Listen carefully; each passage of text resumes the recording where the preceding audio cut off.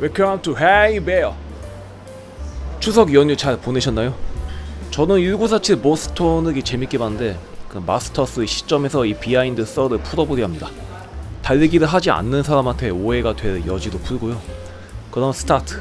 서윤복 역인 그 임시완이 그 손기정 역인 하정우가 지시한 첫 훈련에서 나온 기록입니다. 다만 유의해야 할 게 단축 마라톤이라고 묘사해놓고 하정우는 극중 내내 20km라고 있는데 21.19보단 단어가 너무 길어도 그렇지 그렇다고 무려 1km나 줄여서 말하는 건 좀 그러려니 하죠. 서윤복 합류 전에 그 육상부 선두권 기록이 1시간 30분인 거 보고 남승용에게 한숨을 쉬며 그냥 때려치자고 하는데, 제가 강코치 만나서 고강도 훈련을 접하기 전에 2019년 하프 기록이 1시간 30분이거든요. 당시 저는 조깅과 뭐 어디서 주워드는 뭐 야소 800 같은 훈련을 아주 정말 가끔 하던 시절인데 나는 가망이 없는 건가? 이런. 다만 임시한 배우의 서윤복이 첫 훈련 하프에서 1시간 11분. 야, 저게 이론상 가능한가? 저는 영화적 극적 표현이라고 생각합니다. 2023년 기준 마스터스 하프대로 1시간 11분이면 거진 우승입니다. 영화 내의 그 냉면집에서 송기정이 너 달리기 배운 적 있냐 하고 묻자 서윤복은 달리기가 뭐 배울 게 있나요? 그냥 달리면 되지 라고 답하는데, 영화 내에서는 교육 1도 안 받은 그 가난에 시달리는 청년이 다 떨어진 신발 신고 2023년 마스터스 대회에 나와서 1등한 격이네요. 천부적 재능을 강조하기 위한 영화적 표현으로 받아들이면 될 것 같습니다. 영화상에서는 그 서윤복 어머니는 그 임종 직전에 간 질환으로 누워있는 장면만 나오고 본인은 온갖 노가다만 하는 그 일종의 운동과는 거리가 먼 사람으로 묘사됩니다. 길거리 불황과 같은 서윤복을 그 송기정이 스카우트에서 육상을 가르치고 바로 보스턴 마라톤에 출전시키는 것도 나오던데, 그 실제 서윤복은 경성 상업실천학교 그 지금의 승문고등학교도 졸업하고 고려대학교 제일전문부를 1949년 졸업, 1957년에 상과 상학사 취득. 이 1950년대 용어를 제가 잘 몰라서 이게 송기정이 고려대학교에 재학 중인 서윤복을 스카우트돼서 육상부에 가입시킨 거지, 아니면 송기정이 관리하는 고려대 육상부에 서윤복을 넣기 위해서 고려대에서 서윤복을 입학시킨 건지, 이거 누가 역사 팩트 정리 좀 해주세요. 진짜 헷갈리네. 이게 기승전결 순서가 바뀌면 내용 자체가 바뀌거든. 어쨌든 서윤복은 1950년대에 무려 고등교육과 대학교육을 마친 학력으로만 따지면 엘리트에 가까운, 거의 하루보다 하루 먹고 사는 영화 속 묘사와는 굉장히 다릅니다.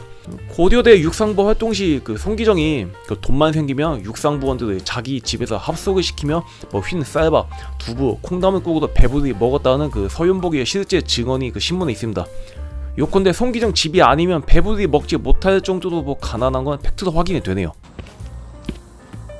남승용 코치가 현역 선수 신분으로 보스턴 간다고 하니까 와이프와 송기정이 자꾸 노인네라고 놀립니다.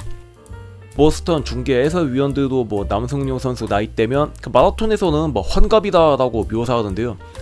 2023년 기준으로 이 세계 마라톤 서열 1위인 킵초게가 1984년생으로 극중 남승용보다 3살 더 많습니다. 그런데 그 어디서도 노인네 소리 절대 안 듣죠. 시대가 발전하면서 뭐 장비도 발전하지만 우리 신체 및 러닝 기술의 발달로 노화 속도가 과거에 비해 비약적으로 느려진 세상입니다. 그러니까 뒤늦게 러닝 시작한 당신, 일단 뛰세요. 늦었다고 생각할 때가 빠릅니다.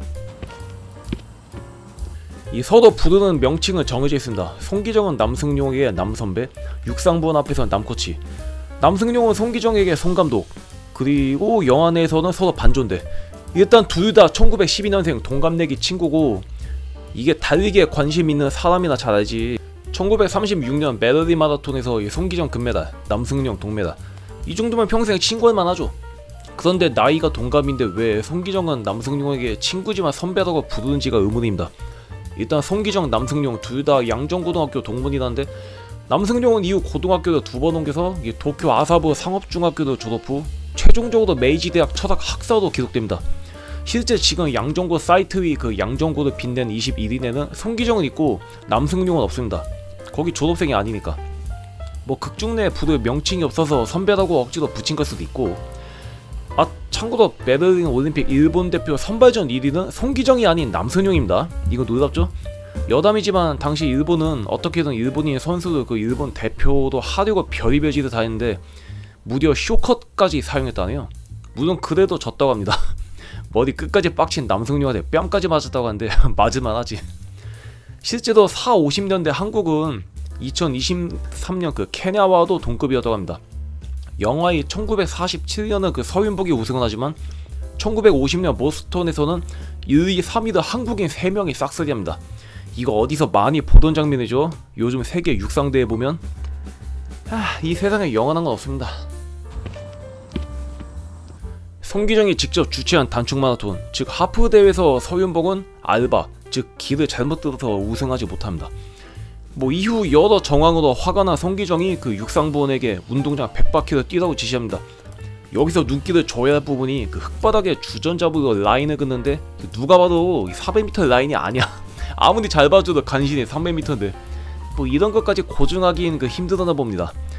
그런데 남승용 코치를 제외한 모든 학생들이 DNF를 하는데 영화 내의 송기정이 하던 대사가 마라톤을 달리는 사람이라면 20km 달린 후 40km도 달릴 수 있다, 이런 식으로 얘기를 하는데 그렇다면 누가 봐도 짧아 보이는 저 라인이 400m 트랙 라인으로 영화에서 취급해던 거네요.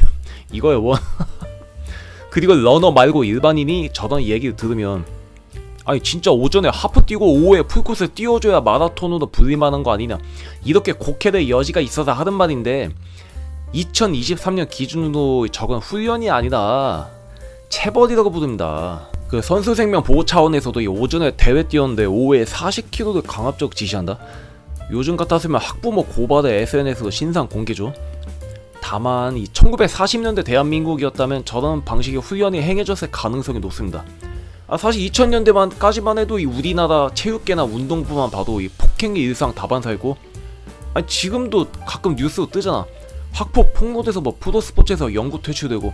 그런데 1940년이면 길 가던 사람 죽이고 도망쳐도 조사조차 쉽지 않던 시절인데 지금 감수성이랑 저때 감수성은 예측조차 불가능한 간극이 있습니다.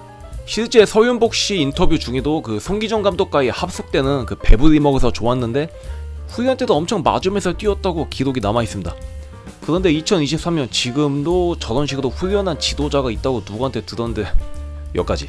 주어가 없잖아, 주어가.